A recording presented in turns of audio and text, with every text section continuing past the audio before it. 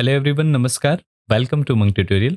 दोस्तों, आज के इस वीडियो लेक्चर में हम जानेंगे छात्रावास अधीक्षक एवं अधीक्षिका परीक्षा जो 2023 में हुई थी, उससे कंप्यूटर से 20 क्वेश्चन पूछे गए थे। वो 20 क्वेश्चन के बारे में हम लोग समझने का प्रयास करेंगे। ठीक है, कुल क्वेश्चनों की संख्या कितनी है? 20 है। क्लियर है? ये 2023 में हुआ था आपका आईटीआई हॉस्टल वार्डन। आगाज सीरीज का ये 8वां वीडियो लेक्चर है। चलिए स्टार्ट करते हैं। सबसे पहला हमारा जो क्वेश्चन है, कंप्यूटर किस प्रकार की भाषा को समझता है? ऑप्शन ए सामान्य मशीनी भाषा, ऑप्शन बी कंप्यूटर भाषा, ऑप्शन सी है असेंबली भाषा या फिर ऑप्शन डी हाई लेवल भाषा या हाई लेवल लैंग्वेज। ठीक है, हमको पता है जो कंप्यूटर होता है वो बेसिकली आपकी मशीनी भाषा को ही समझता है। कंप्यूटर दूसरी भाषा नहीं समझता, याद रखिएगा। कंप्यूटर मशीनी भाषा को हम लोग बाइनरी लैंग्वेज बोलते हैं, बाइनरी लैंग्वेज। और ये जो बाइनरी लैंग्वेज है, मशीनी भाषा ही बाइनरी लैंग्वेज है, जिसको हम लोग 0 1 0 1 ये वाला जो फॉर्म रहता है वो मशीनी भाषा या बाइनरी लैंग्वेज कहलाता है। ठीक है, तो कंप्यूटर उसको समझता है। ठीक है, कंप्यूटर लैंग्वेज नाम से कोई लैंग्वेज नहीं होता। असेंबली लैंग्वेज होता है, याद रखिएगा। हाई लेवल लैंग्वेज होता है। हाई लेवल लैंग्वेज में C++, ठीक है, सी शार्प, जावा, इस टाइप के सॉफ्टवेयर जो लैंग्वेज सॉफ्टवेयर हैं वो सब आते हैं। क्लियर है? तो इसमें सही आंसर कौन सा होगा? ऑप्शन ए सामान्य मशीनी भाषा। अब लैंग्वेज को अगर हम लोग समझे तो बेसिकली 3 हम लोग लैंग्वेज समझते हैं। एक है मशीन लैंग्वेज जो कंप्यूटर समझता है, जिसमें 0101 का फॉर्म रहेगा। दूसरा होता है असेंबली लैंग्वेज, ये इंस्ट्रक्शन होता है। ठीक है, इंस्ट्रक्शन रहेगा लेकिन वो छोटा छोटा इंस्ट्रक्शन रहेगा असेंबली लैंग्वेज में। इसके अलावा आता है हाई लेवल लैंग्वेज, जिसको इंसान तो अच्छे से समझ जाता है और इसको इंटरप्रेटर या फिर ट्रांसलेटर या कंपाइलर के माध्यम से कंप्यूटर को समझाया जाता है, जिसमें आपके कौन मिलेंगे? सी मिलेगा, C++, जावा, जेक्यूरी, VB.NET, सी शार्प, बहुत सारी ऐसी प्रोग्रामिंग लैंग्वेज हैं। ठीक है, तो कंप्यूटर कौन सी भाषा को समझता है? तो मशीनी भाषा या मशीन लैंग्वेज को कंप्यूटर समझता है। चलिए अगले क्वेश्चन की ओर बढ़ते हैं। हमारा जो अगला क्वेश्चन है, कंप्यूटर का भौतिक भाग कहलाता है। Option A software, option B hardware, option C CPU या फिर ऑप्शन डी है प्रोसेसर। देखिए, भौतिक भाग या फिर फिजिकल पार्ट जो होगा, फिजिकल पार्ट अर्थात उसको हम लोग छू सकते हैं, देख सकते हैं, महसूस कर सकते हैं, और वो क्या कहलाता है? वो हार्डवेयर कहलाता है। अब आप बोलेंगे CPU भी तो हार्डवेयर है, प्रोसेसर भी हार्डवेयर है, इसको भी देख सकते हैं, छू सकते हैं। तो जी हाँ, देख सकते हैं, छू सकते हैं, लेकिन ये CPU और प्रोसेसर किसके हिस्से हैं? तो हार्डवेयर के अंतर्गत आएंगे, ना कि सॉफ्टवेयर के। ठीक है, इसलिए इसका आंसर होगा ऑप्शन बी हार्डवेयर। अब जो हार्डवेयर होता है बेसिकली 2 टाइप का होता है। एक हार्डवेयर को कहा जाता है इंटरनल हार्डवेयर, जो सीपीयू के आपके कंप्यूटर सिस्टम के अंदर रहता है। सेंट्रल प्रोसेसिंग यूनिट जो कैबिनेट जिसको रहता है उसके अंदर रहेगा, उसको कहेंगे इंटरनल हार्डवेयर। ठीक है, और दूसरा होता है एक्सटर्नल हार्डवेयर, जो आपके कंप्यूटर सिस्टम के बाहर दिखाई देते हैं, जैसे माउस है, कीबोर्ड है, ठीक है, मॉनिटर है, स्पीकर है, माइक है, ये सारे क्या है? एक्सटर्नल हार्डवेयर है। क्लियर है? तो हार्डवेयर 2 टाइप के मिलते हैं आपको, इंटरनल हार्डवेयर और एक्सटर्नल हार्डवेयर। इंटरनल हार्डवेयर में मदरबोर्ड, रैम जिसको रैंडम एक्सेस मेमोरी बोलेंगे, हार्ड डिस्क ड्राइव, SSD अर्थात सॉलिड स्टेट डिवाइस, CPU अर्थात सेंट्रल प्रोसेसिंग यूनिट का जो कैबिनेट है। ठीक है, इसके अलावा एक्सटर्नल हार्डवेयर में monitor, mouse, keyboard, printer, speaker और बहुत सारे पेरिफेरल डिवाइसेस रहेंगे, जो एक्सटर्नल हार्डवेयर अर्थात बाहर से जब हम लोग सिस्टम में कनेक्ट करते हैं वो क्या कहलाते हैं? एक्सटर्नल हार्डवेयर कहलाते हैं। ठीक है, तो इन सबको हम लोग क्या कर सकते हैं? छू सकते हैं। इसलिए ये क्या किसके अंतर्गत होंगे? कंप्यूटर का भौतिक भाग हार्डवेयर कहलाता है। क्लियर है? चलिए अगले क्वेश्चन की ओर बढ़ते हैं। हमारा जो अगला क्वेश्चन है, खाली स्थान कंप्यूटर प्रोग्राम है जो चाही गई जानकारी को सर्वर में संग्रहित जानकारी में से ढूंढता है। पहला चीज यहां एक वर्ड सुनिएगा, ढूंढने वाला। ठीक है, ऑप्शन देख लेते हैं। Option A web browser, option B website, option C search engine या फिर ऑप्शन डी उपरोक्त में से कोई नहीं। देखिए, ढूंढने के काम को हम लोग अंग्रेजी में क्या बोलते हैं? सर्च बोलते हैं। ठीक है, सर्च अर्थात ढूंढना। तो ढूंढने का काम कौन करेगा? सर्च इंजन करेगा। अब सर्च इंजन क्या करता है? तो सर्च इंजन बेसिकली कीवर्ड्स को हम लोग सर्च करते हैं। जैसे एग्जांपल के लिए एक कीवर्ड हम लोग डाले, उमंग ट्यूटोरियल, गूगल गए, गूगल एक सर्च इंजन है। ठीक है, तो यहाँ पे हम लोग क्या किए? उमंग ट्यूटोरियल करेंगे, और इस उमंग ट्यूटोरियल को चुपचाप हम लोग गूगल में जब सर्च करते हैं तो उमंग ट्यूटोरियल से रिलेटेड जितने भी आपको वीडियोस रहेंगे, फोटोज रहेंगे, आप अलग अलग टैब में वीडियो वाले में जाएंगे तो वीडियो दिखाया देगा। ठीक है, फोटो में जाएंगे कुछ फोटोज मिलेंगे, इससे रिलेटेड और कुछ आर्टिकल रहेंगे, वो सारी चीजें आपको एक जगह पर सर्च इंजन लाकर रख देगा। ठीक है, तो वो अलग अलग वेबसाइट हो सकता है, वो इंस्टाग्राम का हो सकता है लिंक, वो यूट्यूब का हो सकता है, फेसबुक का हो सकता है, वो सारे वेबसाइट रहेंगे। अब इस वेबसाइट को हम लोग किसके माध्यम से देखेंगे? तो वेब ब्राउजर। तो जब भी आपको किसी वेबसाइट पर पहुंचना होता है, सबसे पहले आप क्या करते हैं, आप जाते हैं वेब ब्राउज़र में। पहला स्टेप वेब ब्राउज़र ऑन करेंगे। जैसे एग्ज़ाम्पल के लिए एक वेब ब्राउज़र आपको पता होगा, गूगल का क्रोम, ठीक है? गूगल क्रोम क्या है? एक वेब ब्राउज़र है। जबकि खाली गूगल अगर हम लोग करते हैं, google.com या google.co.in, ये क्या है? सर्च इंजन है।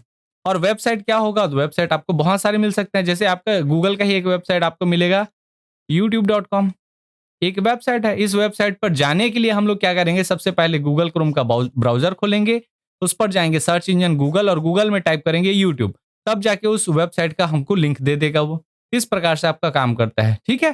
तो सर्च करने के लिए किसका यूज़ किया जाएगा? सर्च इंजन का यूज़ किया जाएगा। क्लियर है? अब देखिए सर्च इंजन क्या होता है, तो सर्च इंजन एक ऐसा सिस्टम है जो वर्ल्ड वाइड वेब, जिसको हम लोग क्या बोलते हैं, www, पर मौजूद वेब पेज तक पहुंचने का माध्यम बनता है।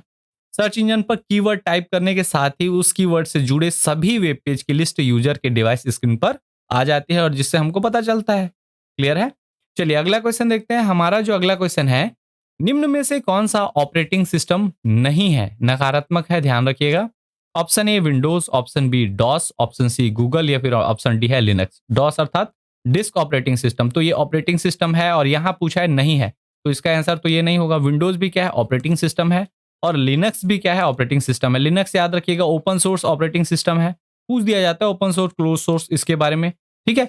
लेकिन जो गूगल है, ये अभी देखें हम लोग, गूगल क्या है? सर्च इंजन है, ना कि आपका ऑपरेटिंग सिस्टम। इसलिए इसका सही आंसर कौन सा होगा? Option number C, Google. ठीक है? ऑपरेटिंग सिस्टम के बारे में थोड़ा जान लेते हैं। देखिए ऑपरेटिंग सिस्टम एक ऐसा सॉफ्टवेयर है जो कंप्यूटर हार्डवेयर को नियंत्रित करता है। किसको नियंत्रित करेगा? कंप्यूटर हार्डवेयर को नियंत्रित करता है, और उपयोगकर्ता को कंप्यूटर का उपयोग करने में मदद करता है। इसका काम है हार्डवेयर संसाधनों को प्रबंधित करना, यानी कि उसको मैनेजमेंट करना, उसको संभालना। ठीक है? जैसे कि सीपीयू, मेमोरी, स्टोरेज और इनपुट आउटपुट डिवाइसेस हैं, इन सब का मैनेजमेंट या इन सब का प्रबंधन करने का कार्य कौन करता है? Operating system software. याद रखिएगा, ऑपरेटिंग सिस्टम सॉफ्टवेयर के अंतर्गत ही है, लेकिन ये आपके अलग से प्रकार में आता है। क्लियर है? आपने अगर ये ऑपरेटिंग सिस्टम आपको नहीं पता होगा तो डेडिकेटेड वीडियो है, आप वहां से प्लेलिस्ट से जाकर देख सकते हैं। क्लियर? ऑपरेटिंग सिस्टम उपयोगकर्ता को एक इंटरफेस प्रदान करता है। ध्यान रखिएगा ये इंटरफेस वर्ड। ऑपरेटिंग सिस्टम उपयोगकर्ता को एक इंटरफेस प्रदान करता है जिससे वह एप्लीकेशंस और फाइल का उपयोग कर सकता है।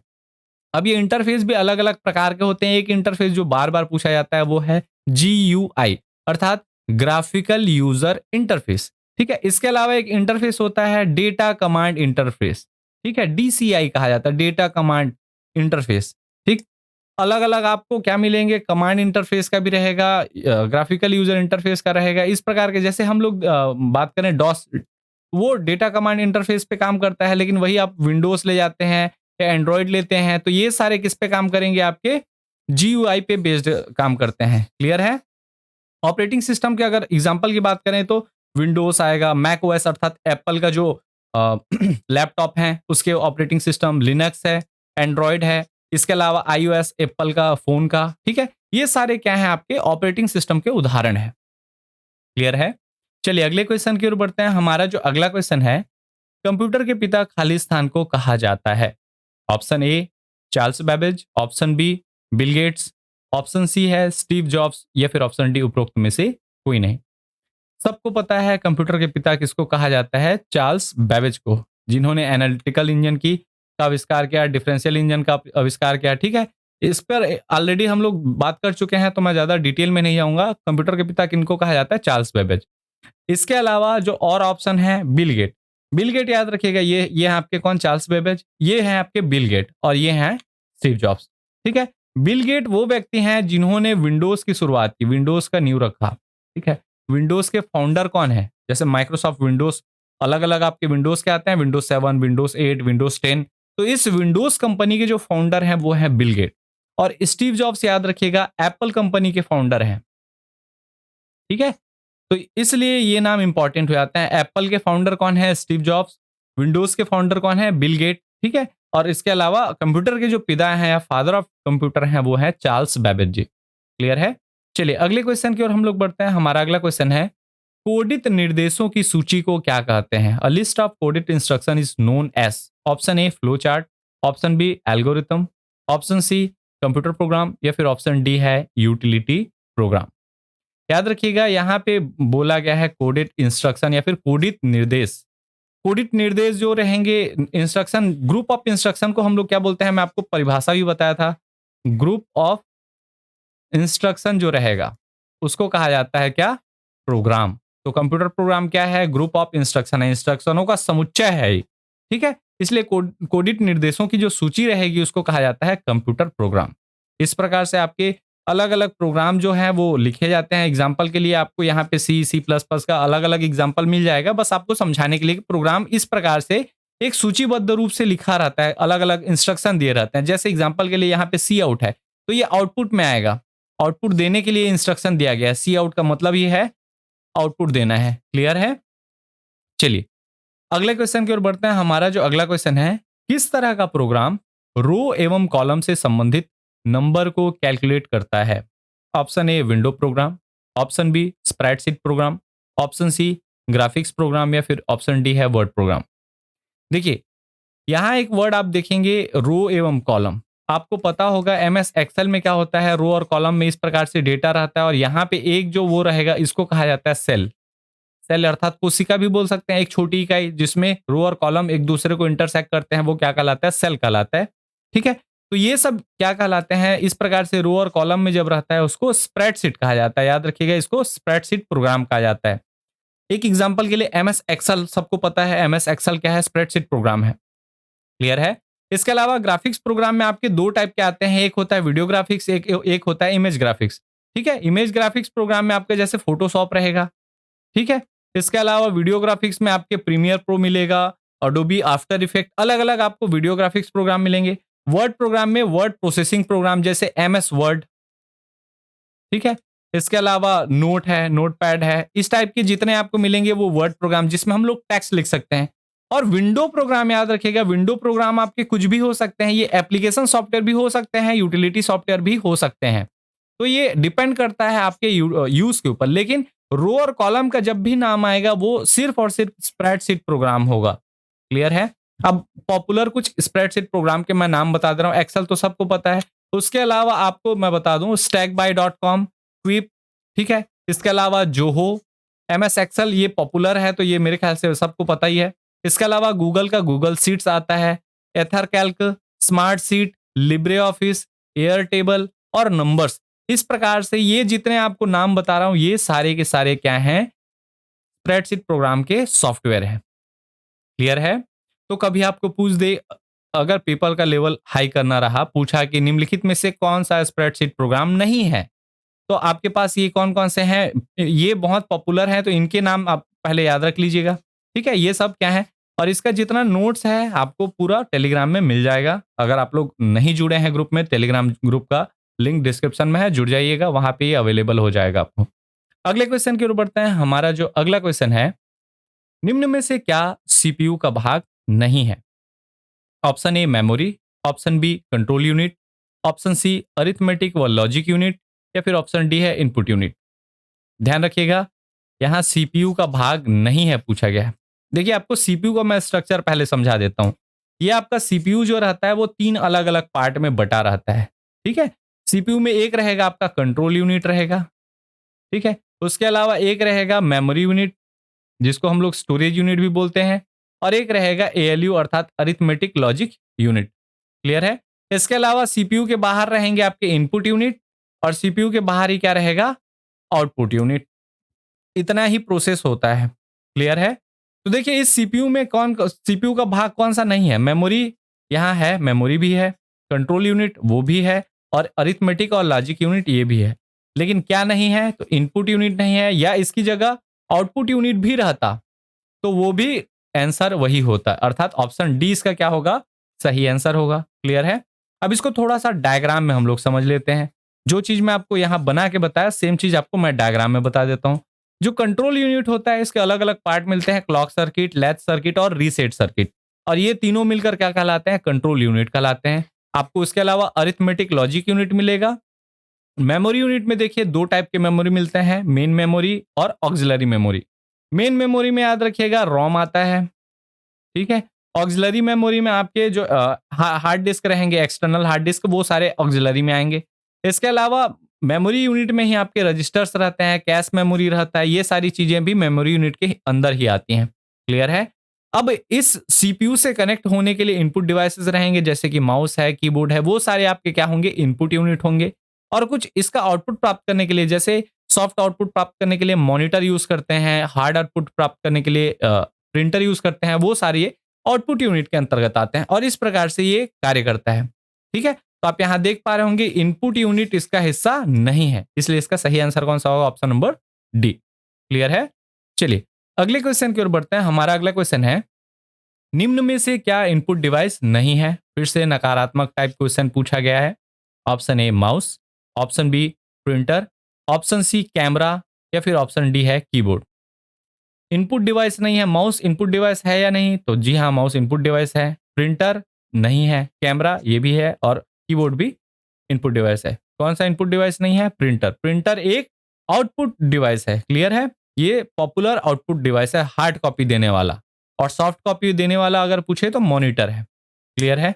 अब देखिए इनपुट डिवाइस और आउटपुट डिवाइस का थोड़ा सा हम लोग देखें तो कुछ डिवाइसेस ऐसे होते हैं जो दोनों में काम आ जाते हैं और एक बार ऐसा पूछा गया है, आगे हम लोग वैसा क्वेश्चन भी देखेंगे। ठीक है, तो आपको वहां पे देखना पड़ेगा कि कौन सा आपका नियरर है। जैसे एग्जांपल के लिए इसी में हम लोग लेते हैं, इस प्रिंटर की जगह, एग्जांपल के लिए मैं ले रहा हूं, इस प्रिंटर की जगह यहाँ पे जॉयस्टिक रहता, तो आप आंसर किसको लेंगे?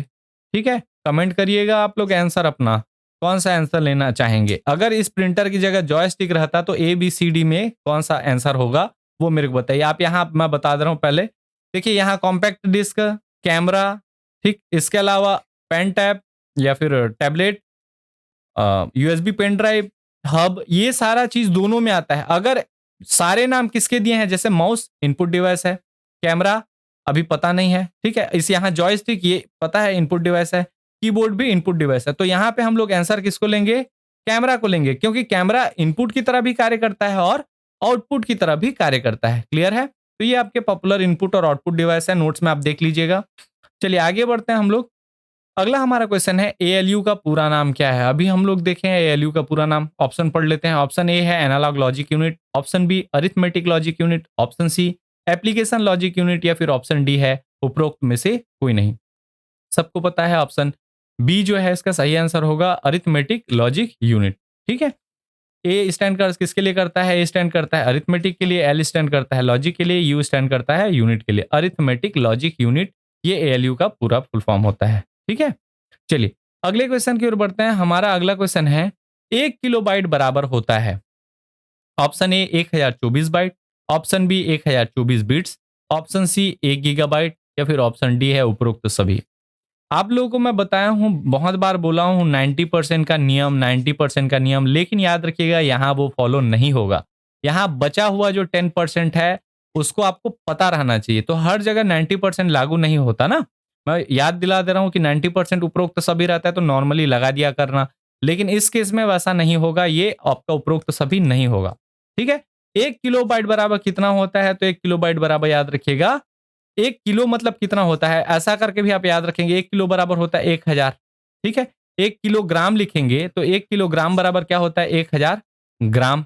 तो यहाँ 1 किलो बाइट लिखा है तो क्या होगा, 1000 बाइट होगा। 1000 बाइट के आसपास कौन सा है, 1024 बाइट, तो इसका आंसर कौन सा होगा, ऑप्शन नंबर ए। ऐसा करके भी आप लोग याद रख सकते हैं। वैसे इतना वो नहीं लगता, इसके लिए ऑलरेडी मैं बता चुका हूँ। 1 बीट बराबर क्या होता है, 0 या 1 होगा।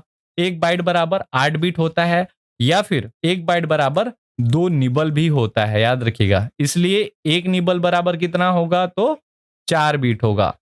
ये कंफ्यूज करता है एग्जाम हॉल में, तो ये अपने दिमाग में क्लियर रखिएगा। 1 निबल बराबर 4 बीट, 1 बाइट बराबर 8 बीट। इसके बाद 1 किलोबाइट बराबर कितना होगा, 1024 बाइट, जो पूछा गया था सवाल में हमको। क्लियर है? इसके अलावा 1 MB बराबर 1024 KB, 1 GB बराबर 1024 MB, 1 TB बराबर 1024 GB और 1 PB अर्थात पेटाबाइट बराबर 1024 TB। क्लियर है? या माफ कीजिएगा, यहाँ डॉट नहीं होगा, 1024 TB होगा। चलिए अगले क्वेश्चन की ओर बढ़ते हैं। हमारा जो अगला क्वेश्चन है, खाली स्थान मास्टर बूट रिकॉर्ड को संक्रमित करता है और इस वायरस को हटाना कठिन और दुष्कर कार्य होता है। Option A Trojan, option B polymorphic, option C boot sector virus या फिर ऑप्शन डी मल्टीपार्टाइट। देखिए, यहाँ एक चीज आपको क्वेश्चन में हमेशा इस ध्यान रखिएगा, ये वाला क्वेश्चन बूट वर्ड यूज करेगा तब आप किसको आंसर लेंगे, बूट सेक्टर वायरस को। वहां बूटेबल लिखा रहेगा, बूट लिखा रहेगा, बूट सेक्टर को खराब करता है, ऐसा कुछ वर्ड दे देगा, हिंट देगा। जब भी मास्टर बूट रिकॉर्ड या फिर मास्टर बूट फाइल को संक्रमित करना या उसको नुकसान पहुंचाने का काम करेगा तो वो कौन करेगा, बूट सेक्टर वायरस करेगा। ठीक है, तो इसका सही आंसर होगा बूट सेक्टर वायरस। ये बूट सेक्टर वायरस पहले हुआ करते थे, वर्तमान में ये जो वायरस है ये खत्म हो चुके हैं। ठीक है, ये वायरस अब अपना रूप बदल चुके हैं और वो दूसरे नाम से जाने जाते हैं, लेकिन अभी भी चूंकि व्यापम पुराने क्वेश्चन उठाता है तो इसलिए ये बूट सेक्टर अभी भी क्वेश्चन में बना हुआ है। रियल लाइफ में अब खत्म हो चुका है बूट सेक्टर वायरस का, समाप्ति है मान के चलिए। अब ये एडवांस हो चुका है, बूट सेक्टर वायरस अब नहीं पाए जाते। क्लियर है? थोड़ा सा इसके बारे में और जान लेते हैं। ठीक, बूट सेक्टर वायरस जो होता है वो हार्ड डिस्क या फ्लॉपी डिस्क के बूट सेक्टर को संक्रमित करता है। जैसे ही कंप्यूटर ऑन किया जाता है यह वायरस मेमोरी में लोड हो जाता है। एक बार शुरू होने के पश्चात यह वायरस डिस्क से डिस्क जाते हुए खुद को कॉपी कर सकता है। ब्रेन एक प्रकार का क्या है, बूट वायरस है। ठीक है, और इसका पूरा नाम था सी ब्रेन। ये पहला बूट सेक्टर वायरस माना जाता है। तो कभी आपको पूछे कंप्यूटर का पहला बूट सेक्टर वायरस कौन सा है तो सी ब्रेन है। ठीक है, इसके अलावा फ्लॉपी डिस्क के प्रयोग में गिरावट से इस प्रकार के वायरस आजकल कम प्रचलन में है। अति विकसित बूट सेक्टर वायरस अब मल्टी पार्टाइट वायरस में तब्दील हो गए हैं। ये वाला वर्जन जो है इसका बूट सेक्टर का ही एडवांस वर्जन है, मल्टी पार्टाइट कहा जाता है जिसको। क्लियर है? चलिए अगले क्वेश्चन की ओर बढ़ते हैं। हमारा जो अगला क्वेश्चन है, यूजर की सहायता के लिए किसी विशिष्ट कार्य को करने के लिए बनाए गए सॉफ्टवेयर को कहा जाता है। Option A application software, option B system software, option C utility program या फिर ऑप्शन डी है उपरोक्त सभी। अब ध्यान दीजिएगा, यहाँ पे स्पेसिफिक टास्क ये मेंशन किया गया है या फिर विशिष्ट कार्य। और जब मैं आपको सॉफ्टवेयर पढ़ा रहा था तब मैं इसका डेफिनेशन भी बताया था कि कौन से सॉफ्टवेयर क्यों यूज किए जाते हैं। जैसे एप्लीकेशन सॉफ्टवेयर का यूज बेसिकली आपको विशिष्ट कार्य करने के लिए किया जाता है। जैसे एग्जांपल के लिए एक एप्लीकेशन का नाम मैं आपको बता रहा हूं, व्हाट्सएप। ठीक है, इस व्हाट्सएप एप्लीकेशन का यूज विशिष्ट कार्य क्या है इसका, तो इससे आप चैटिंग कर सकते हैं अपने घर परिवार दोस्तों के साथ। ठीक है, एक एप्लीकेशन का नाम मैं आपको और दूंगा जिस प्लेटफॉर्म पे ये वीडियो देख रहे हैं आप, यूट्यूब। वो सिर्फ और सिर्फ यूट्यूब में आप क्या देख सकते हैं, वीडियो देख सकते हैं, ऑडियो सुन सकते हैं। उसके लिए एक विशिष्ट कार्य वो भी है। आप व्हाट्सएप में वीडियो सर्फिंग कर सकते हैं क्या? नहीं कर सकते। यूट्यूब में अपने घर परिवार वालों से चैट कर सकते हैं क्या? नहीं कर सकते। टेक्स्ट चैट तो नहीं कर सकते।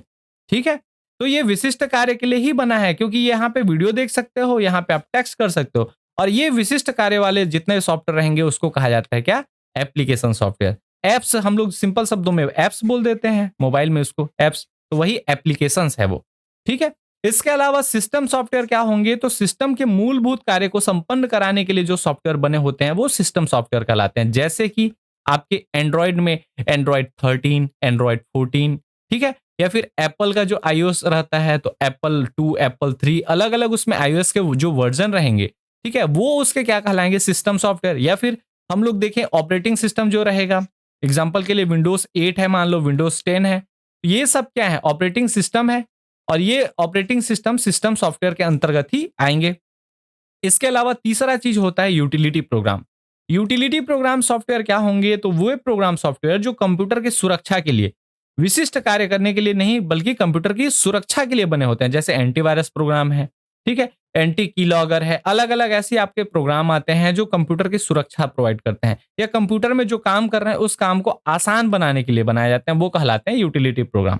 तो मस्ट कौन कौन सा रहता है आपके सिस्टम को चालू करने के लिए, सिस्टम सॉफ्टवेयर मस्ट है, उसके बिना सिस्टम चालू ही नहीं होगा। और किसी ऐप को चलाने के लिए एप्लीकेशन सॉफ्टवेयर मस्ट है।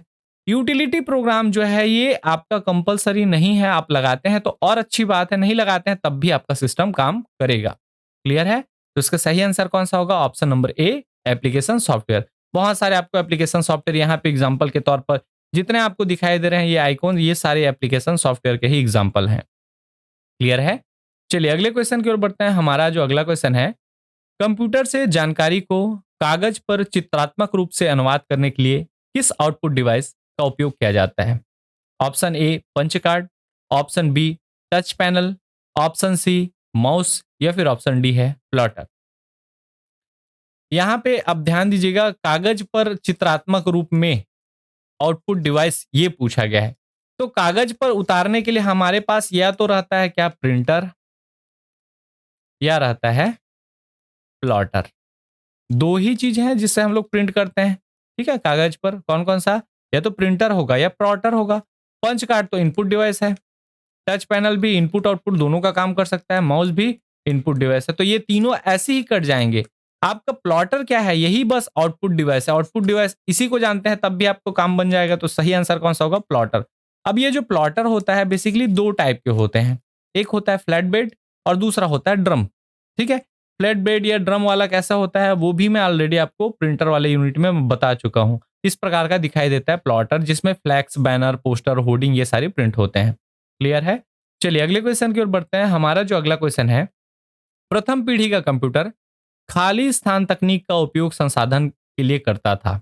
ऑप्शन ए आईसी अर्थात integrated circuit, option B micro processor, option C transistor, या फिर ऑप्शन डी है वैक्यूम ट्यूब। अब देखिए इसका आंसर मैं बताऊंगा, उससे पहले मैं आपके चारों ऑप्शन जो हैं उनको भी मैं थोड़ा थोड़ा डील कर देता हूं। जो इंटीग्रेटेड सर्किट है या आईसी है, ये याद रखिएगा थर्ड जनरेशन के कंप्यूटर में यूज होता था। आईसी चिप जो है वो किसमें? थर्ड जनरेशन, जिसमें एसएसआई अर्थात स्मॉल स्केल इंटीग्रेशन और एमएसआई अर्थात मीडियम स्केल इंटीग्रेशन के आईसी चिप लगे होते थे। किसमें? थर्ड जनरेशन के कंप्यूटर में। क्लियर है? इसके बाद आता है फोर्थ जनरेशन का कंप्यूटर, जिसमें यूज होता है क्या? Micro processor. इस माइक्रो प्रोसेसर में क्या रहता था? तो इसमें एलएसआई आता है, एलएसआई अर्थात लार्ज स्केल इंटीग्रेशन, और आता है वीएलएसआई, ये भी दे सकता है ना, वीएलएसआई अर्थात very large scale of integration. ये फोर्थ जनरेशन के कंप्यूटर में होते थे। उसके बाद आता है आपका क्या? ट्रांजिस्टर। याद रखिएगा जो ट्रांजिस्टर है ये आपके सेकेंड जनरेशन के कंप्यूटर में यूज होते थे, सेकेंड जनरेशन, द्वितीय पीढ़ी के, ठीक है, ट्रांजिस्टर। क्लियर है? और जो वैक्यूम ट्यूब है ये प्रथम पीढ़ी या फिर आपके फर्स्ट जनरेशन के कंप्यूटर में वैक्यूम ट्यूब या वॉल्व, कहीं कहीं वॉल्व भी लिखा रहता है, वैक्यूम ट्यूब और वॉल्व ऐसा करके, ये प्रथम पीढ़ी या फर्स्ट जनरेशन के कंप्यूटर में यूज होते थे। अब यहां पूछा क्या है? प्रथम पीढ़ी कंप्यूटर में, तो प्रथम पीढ़ी कंप्यूटर में क्या यूज होते थे? वैक्यूम ट्यूब यूज होते थे। क्लियर है? कुछ इस प्रकार से आपको दिखाई देते थे, इस प्रकार से जुड़े हुए थे, और ये आपका वैक्यूम ट्यूब है, इस प्रकार से दिखाई देता था। अभी वर्तमान में ये यूज नहीं होता। अभी हम लोग फिफ्थ जनरेशन के कंप्यूटर सीरीज में चल रहे हैं, ठीक है। अभी आप एआई का जमाना आ चुका है, और एआई से मुझे याद आया, भविष्य में मैं आर्टिफिशियल इंटेलिजेंस से अब क्वेश्चन आ रहा है। अभी सीजीपीएससी में भी एक क्वेश्चन पूछा हुआ था, ठीक है, जिसका आंसर महाराजा लिया जाएगा। तो वो उस टाइप के भी जो क्वेश्चन बनते हैं उसके लिए भी मैं डेडिकेटेड आर्टिफिशियल इंटेलिजेंस, कृत्रिम बुद्धिमत्ता पर एक ऑलरेडी आगे भविष्य में वीडियो एक बना दूंगा, ठीक है। तो उसके लिए निश्चिंत रहिएगा, आपकी पेपर की तैयारी यहीं से पूरी करा दी जाएगी। अगले क्वेश्चन की ओर बढ़ते हैं। चलिए हमारा जो अगला क्वेश्चन है, निम्न में से क्या कंप्यूटर के ऑपरेशनों को नियंत्रण करने के लिए बनाया गया है? Option A system software, option B application software, option C utility software, या फिर ऑप्शन डी है उपरोक्त में से कोई नहीं।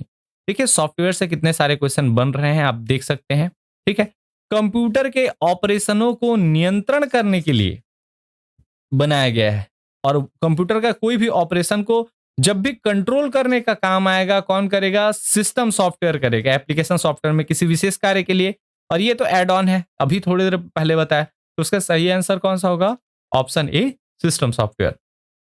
सिस्टम सॉफ्टवेयर कौन से होते हैं भाई? तो इस प्रकार से आपको दिख रहा होगा, ये एंड्रॉइड, ठीक है, उबंटू है, विंडोज है, ठीक, इसके अलावा आईओएस है, ये सारे क्या हैं? सिस्टम सॉफ्टवेयर हैं। इसके बिना सिस्टम आपका चालू ही नहीं होगा। क्लियर है?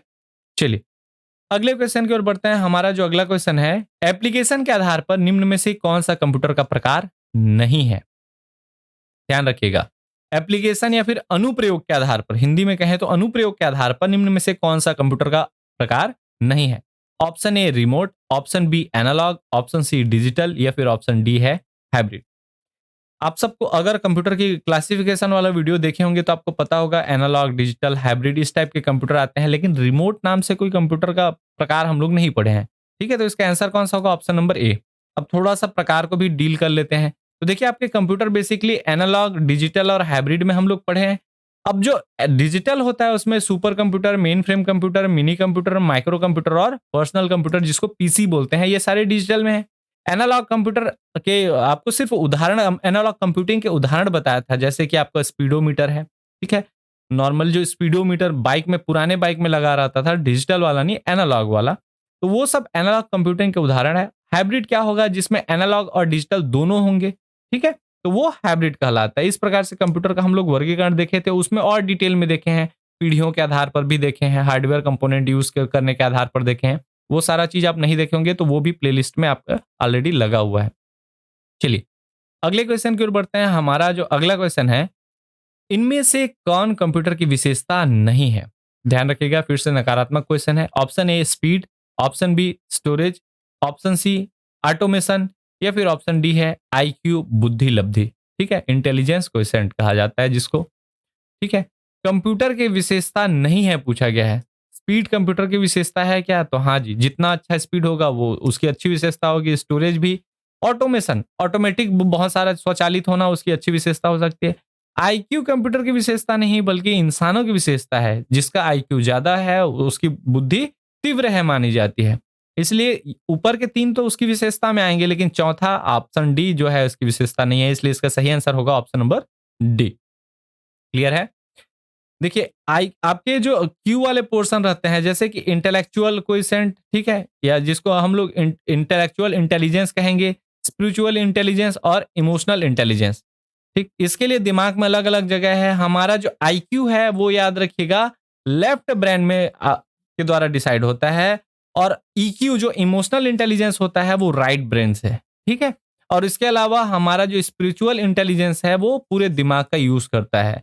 किस प्रकार से आप भक्ति भाव कर रहे हैं वो लेफ्ट और राइट दोनों ब्रेन उसमें यूज होंगे। लेकिन आईक्यू में हमेशा याद रखिएगा, कभी पूछ दिया तो लेफ्ट ब्रेन यूज होता है, और ईक्यू अर्थात इमोशन में राइट ब्रेन। क्लियर है?